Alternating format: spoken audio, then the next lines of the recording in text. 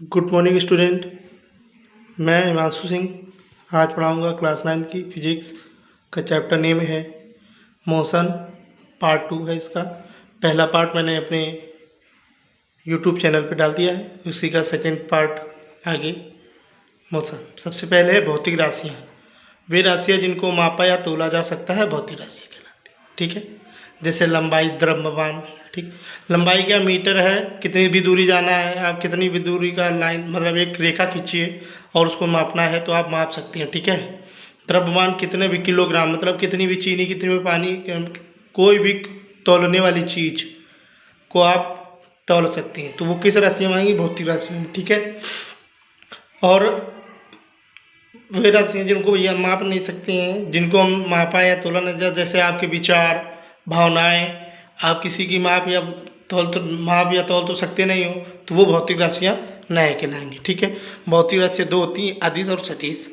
अदिश की बात करते हैं। अदिश राशियाँ क्या होती हैं, जिस राशि को पूर्ण रूप से व्यक्त करने के लिए केवल परिमाण की आवश्यकता होती है, उन राशियों को अदिश राशियाँ कहते हैं। ठीक है, या आप इसको अपनी भाषा में कह सकते हैं, वे राशियाँ जिनको केवल परिमाण की आवश्यकता होती है वो अदिश राशियाँ कहलाती हैं। ठीक है, या फिर आप इस प्रकार के, जिस प्रकार लिखा हुआ है, जिस राशि को पूर्ण रूप से व्यक्त करने के लिए केवल परिमाण की आवश्यकता होती है, उन राशियों को अदिश राशियाँ कहते हैं, जैसे द्रव्यमान, समय, आयतन इत्यादि। दूसरा है सदिश राशियाँ। जिस राशि को पूर्ण रूप से व्यक्त करने के लिए परिमाण व दिशा दोनों की आवश्यकता होती है, उन राशियों को सदिश राशियाँ कहते हैं।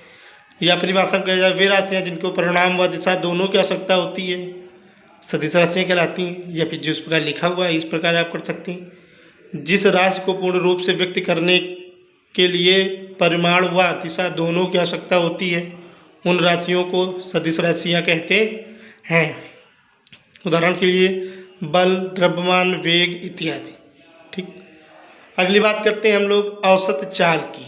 औसत चाल बेटा क्या होता है, देखिए औसत चाल का एक फार्मूला दिया गया हुआ है हमारा, औसत चाल इक्वल टू तय की गई दूरी या दूरी बटे दूरी तय करने में लगा समय।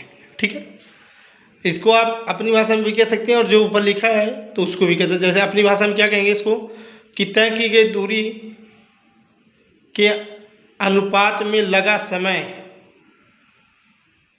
तय की गई दूरी के अनुपात में लगा समय को, लगने वाले समय को क्या कहते हैं, औसत चाल। या फिर वही ऊपर लिखा है, किसी वस्तु द्वारा किसी समय अंतराल में तय की गई दूरी और उस समय अनुपात को वस्तु की औसत चाल कहते हैं। ठीक है बेटे, आप ऊपर समझ सकते हो, एक बार फिर से देख लीजिए। सदिश और अदिश। अदिश को हम लोग क्या कह सकते हैं, वे राशियाँ जिनको केवल परिमाण की आवश्यकता होती है, दिशा की नहीं, अदिश राशियाँ कहलाती हैं। ठीक है, बाकी आपके सामने कुछ लिखा हुआ है, आप इसको भी लिख सकते हैं। और सदिश राशियाँ वे राशियाँ जिनको पूर्ण रूप से व्यक्त करने के लिए परिमाण व दिशा दोनों की आवश्यकता होती है, या कहा जाए अपने हिसाब से, अपनी तरफ से कहा जाए अपने हिसाब से, वे राशियाँ जिनको परिमाण व दिशा दोनों की आवश्यकता होती हैं, सदिश राशियाँ कहलाती हैं बेटे। ठीक है, ओके।